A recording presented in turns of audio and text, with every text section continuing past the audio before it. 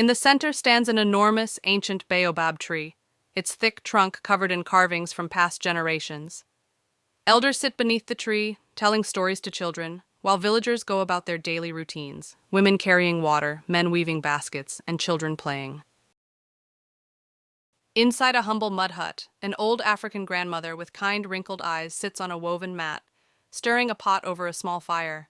A young boy, Jabari, with defiant eyes and crossed arms, sits in the corner, looking frustrated. The fire casts a warm glow on their dark skin, and the air is thick with the scent of cooking food. The grandmother's wise gaze is full of love, but Jabari seems lost in thought, resisting her words. A bustling African marketplace, vibrant with colorful fabrics, woven baskets, and fresh fruit. Merchants call out their wares as people haggle. In the background, Jabari, a mischievous boy in ragged clothes, sneaks an orange from a vendor's stall. The vendor, a strong woman with a patterned head wrap, turns just in time to see him, her face a mix of surprise and anger. Other villagers shake their heads, watching as Jabari runs off, laughing. The mysterious old man arrives. A dusty road leads into Nyumbani as an old man in flowing golden robes, holding a wooden staff, enters the village. His face is lined with wisdom, and his deep, piercing eyes hold an otherworldly glow. He moves slowly, yet with great presence. Villagers pause their work, whispering among themselves.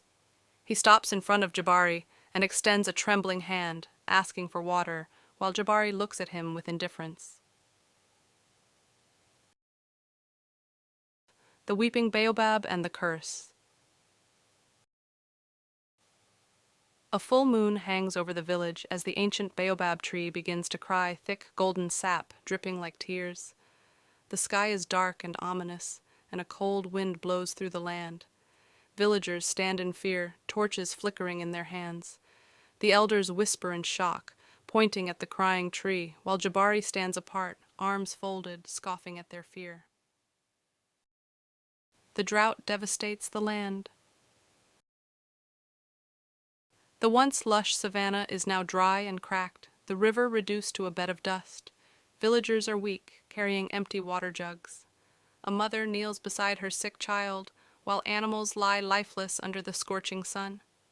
Jabari, seeing his grandmother struggling to walk, finally realizes the suffering around him.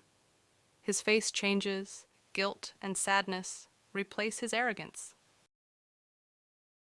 Jabari climbs the sacred baobab. At midnight, under a sky full of stars, Jabari climbs the massive baobab tree. His hands grip its rough bark as he tries to cut it with a small knife, his face desperate. But as he strikes, a blinding golden light erupts from the tree, and suddenly, ghostly figures of the ancestors appear, their faces sorrowful. Jabari's eyes widen in shock as he sees visions of his past cruelty. The mysterious old man appears again, standing before Jabari, now glowing with divine energy. The baobab's golden sap shines in the moonlight. The old man's voice is powerful but kind as he says, "Only a heart that gives can heal the land." Jabari kneels before him, tears in his eyes, finally understanding his mistakes. The villagers dig the river. The entire village, young and old, gathers at the dry riverbed. With bare hands and simple tools, they dig under the hot sun. Jabari, now full of determination, leads them, sweat on his brow, his hands covered in dirt. After days of work, a small stream begins to flow, then grows stronger. The villagers cheer, dancing with joy as fresh water returns to their land. The baobab blossoms again. The great baobab tree, once weeping, now stands tall and proud, its leaves lush and green. Birds sing from its branches, and its golden sap has turned into beautiful white flowers. The villagers gather beneath it, celebrating with music and dancing. Jabari, now a changed boy, helps an elderly woman carry water, a warm smile on his face. The sun sets in the background, painting the sky in hues of orange and purple as peace returns.